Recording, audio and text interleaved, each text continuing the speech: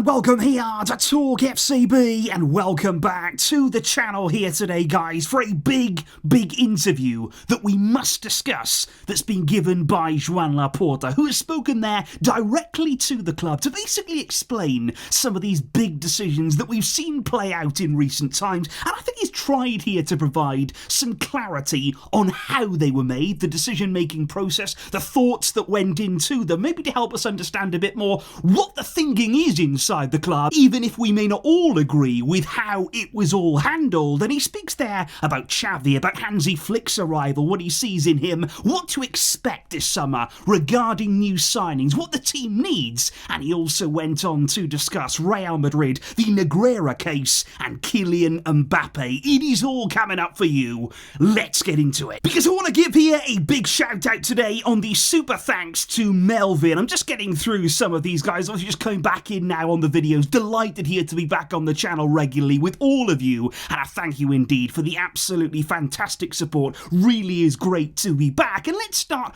with Laporta's words on Xavi's sacking, because I think all of us want to understand what happened. You know, what changed so radically overnight there? Xavi was staying 1 minute, he had the board's backing, he had Laporta's backing.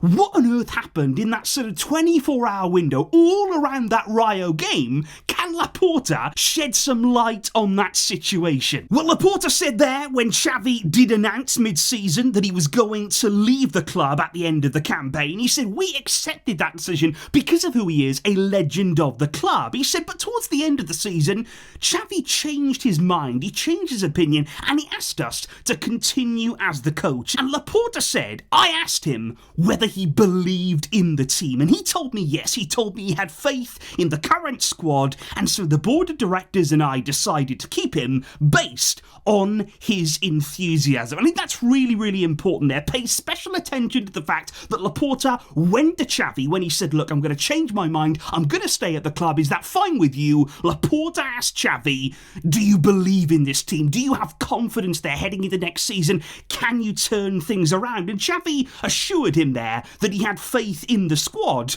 But Laporta then went on to say that prior to the game against Rayo, Xavi's feeling changed there, and he spoke about significant changes needed to the squad. He made different requests, says Laporta, to Deco. Behind the scenes there, Xavi changed his request to the club, and this change in opinion made Laporta rethink, and he had the feeling that the squad needed fresh impetus to be more competitive. So before that game against Rayo, with what Xavi said in the media, with the way that he went about it, and behind the scenes, the change in requests that prompted Laporta to change his mind. And I think if we do just look back at what those statements were exactly from Xavi, let's remind ourselves there of exactly what he said around that Rayo game, because he said, we're going to try to compete with Real Madrid next season. But then Xavi went on to talk there about the economic difficulty. He spoke about the fact that Barça are not really able to sign the players maybe that they need, the players that maybe the coach needed, and he said, look, I understand the situation, but we're going to have to try and manage it. Xavi there maybe just pouring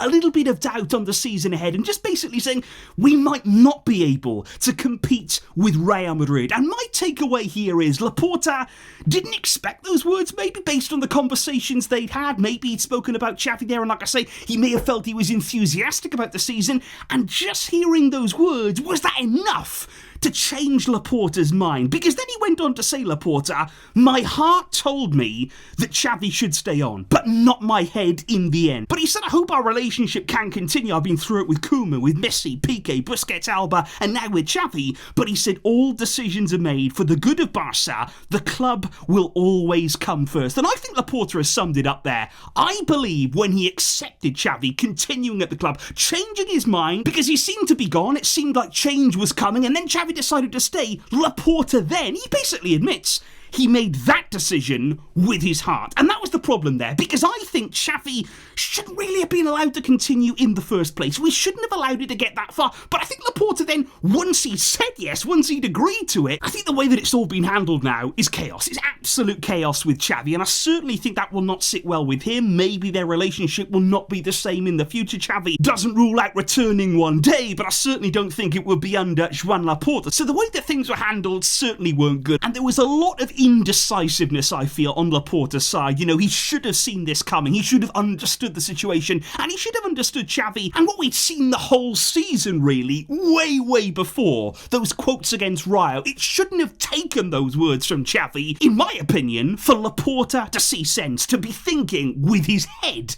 and not his heart. But then, of course, we do move on to the arrival of Hansi Flick. Laporta said there, Flick is an experienced, professional coach with a sense of responsibility, but above all else, he believes in our playing style and the potential of the squad. He said Flick feels capable of competing with this squad, and that was decisive. Flick's task is to win, and he has accepted the challenge. So there's two things there that I would look at in particular. Number one, I think it's really important. You'll see throughout all of these words on Flick from Laporta, the fact that Flick believes in a lot of the players that he has. I think Flick believes here that he can get more out of this squad, that there's quality there, that there's good young players there, that he can certainly take them to new heights, take them to new levels, and I think that's really important for Laporta to see that enthusiasm that he thought Xavi had about this team. But I think more importantly than that there, it's Laporta saying Flick's task is to win, and he's accepted that challenge. He's ultimately saying there, he does have to come in and win. And that is something, again, that Laporta said when he arrived at the club, when he was re-elected as president, that losing would have consequences. Now, in the end, he has sacked Xavi, but it took a lot to get there, didn't it? I think Laporta now is just remembering, maybe, who he is, what he needs to be as the president. You've got to demand the maximum of any Barca coach, any Barca player. The task must always be to win. Set those standards high. And he went on to say there that Hansi Flick has already been studying our playing style and how to incorporate it for some time now. He said he's also very familiar with the current squad and with players from La Masia, and Laporta actually said there, I was very pleasantly surprised how much he already knew about the club there, speaking with Flick, his understanding of La Masia, the academy players, the way that Barcelona and the club is. He was really impressed, especially as well in the interview that Flick had there with Deco and with Bojan, and it was interesting as well that Laporta went on to actually speak about specifics there, specific things that he wants Flick to work on and that he believes is coming with regard to the squad, because he said the players must be well prepared physically. He said the youngsters, the substitutes, players like Lewandowski, everybody must be in good shape physically. It's essential because with that and having the ball, we can win everything. And then he actually went on to say, this season we saw the team dip after the 60th minute mark physically. He said we didn't finish games in the way that we wanted. He said in the two Clásicos, for example, after that 60th minute mark, we fell off. He said, I'm not saying the team wasn't well prepared, but there are always things to improve. We must need more. And that's another example there for me.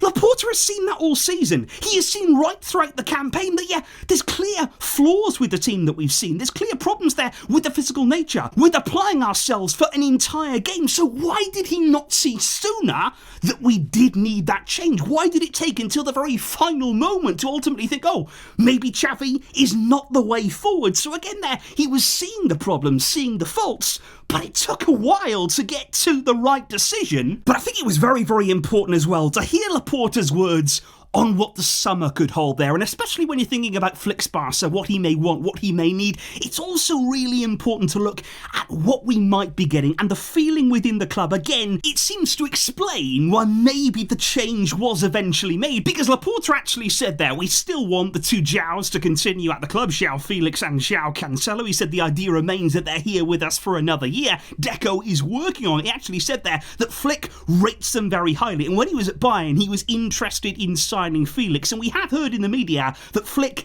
does want João Felix to continue. He's a big fan of his. He believes that he can unlock him more, and the club also believe that maybe Flick could do more with João Felix than Xavi did. Remember, Xavi wasn't really ever keen on the signing in the first place anyway, and he said, Laporta, we will study what else is needed with Flick. Maybe we need to strengthen in the defensive midfield area. He said Christensen has helped us out there, but we do need to add another player. That's going to be the big signing of the summer, whether it was Xavi, whether it's Flick, it was always going to be that defensive role. The pivot is needed at the club. High quality, a top player is required there. But once again, Laporta was very, very quick to add. We also think, though, there are younger players coming through. We also think there's players in the B team there. He mentioned specifically Marc Casado's had an extraordinary season. He said we're keeping a very close eye on him. He is going to be in the first team because right now, guys, Casado is going to renew his contract until 2027. And that's another player that we didn't really get yet to see under Xavi. He didn't really have many opportunities under Xavi, but the club believe in him very, very much so, and the feeling is under Flick,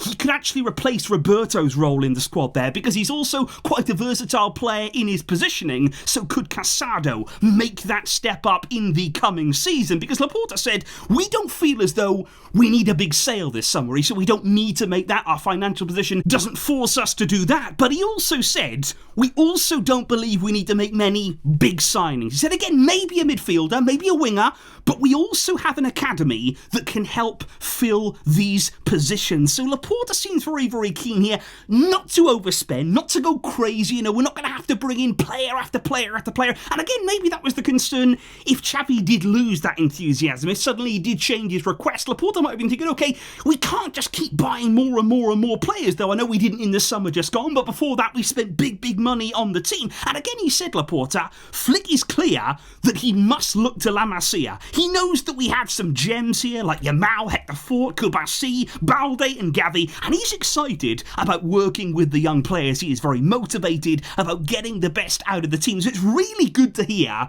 that first thought is going to be, okay, what have we got in La Masia? Because we have seen so many top players when they've had an opportunity, when they've been given importance in the squad, and Xavi did very, very well at that. You've got to say, they have all gone on to do well. They have really helped our team, and they can continue to do so. We must trust in La Masia. And Laporta said, we can compete in Europe with a squad that is based largely around the academy. That's what Flick has conveyed to us. That's what we think too. Flick is on board with that idea, and we have a squad that can compete both in Spain and in Europe with a real chance of success. So Flick has told Laporta, told the board there, that I will count on La Masia, I believe in the young players, I understand the culture at Barça, and I can get the best out of the squad that I have. Before Laporta was indeed asked as well about our biggest rivals, about our biggest competitors, both in the league and the Champions League. What did he make there of Madrid winning another Champions League title? Not only that as well, but straight after, then announcing that Mbappe will be joining them from next season. And Laporta did honestly reply,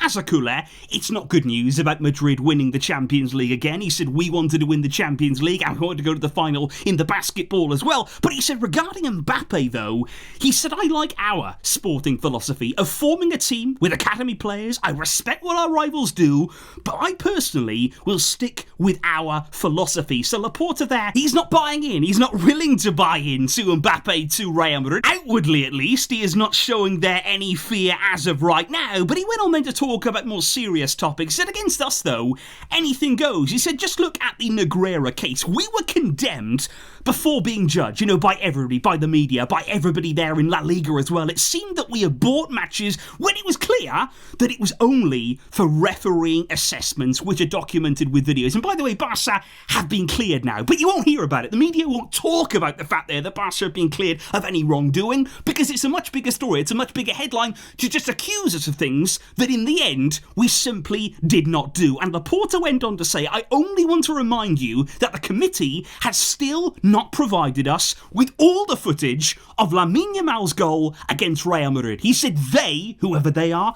they have achieved their objective of damaging Barca's reputation. And Laporta's message to all of us here was, Barca fans, remember, we only have ourselves. We've seen many people against us, all gathering round, all riling up to be against Barca, and in the end, we've got to stick together here. We have to stick together as a club, as a fan base, no matter what, because he is right. We only have ourselves to fall back on, and that's what we've always said here on the channel. We've got to stick together. We have to remain united here. And that is why I am excited for the summer. I want to really go for this here. I want Flick to get what he needs for the team. I want Laporta to back him and actually stand up there and provide Flick with the tools. Because let's go for it next season. Let's make sure that we stand up, that we are physically ready to go, that we have a clear plan on and off the field. Let's attack everybody else. Let's go for it here and create something special. And do let me know, guys, in the comments down below here today, what do you make of Laporta's words on Xavi's sacking? Can you see and understand the reasoning behind it? Do you understand how eventually he got to that decision? What do you make of Flick's arrival and Laporta's reasoning? And also, there your thoughts on what the summer could hold in terms terms of transfers. I will see you back soon on the channel. It's going to be an exciting time here. We will make sure of that. Thank you indeed for joining me, for all of your support. But until next time, guys, as always, Vejska, Barça.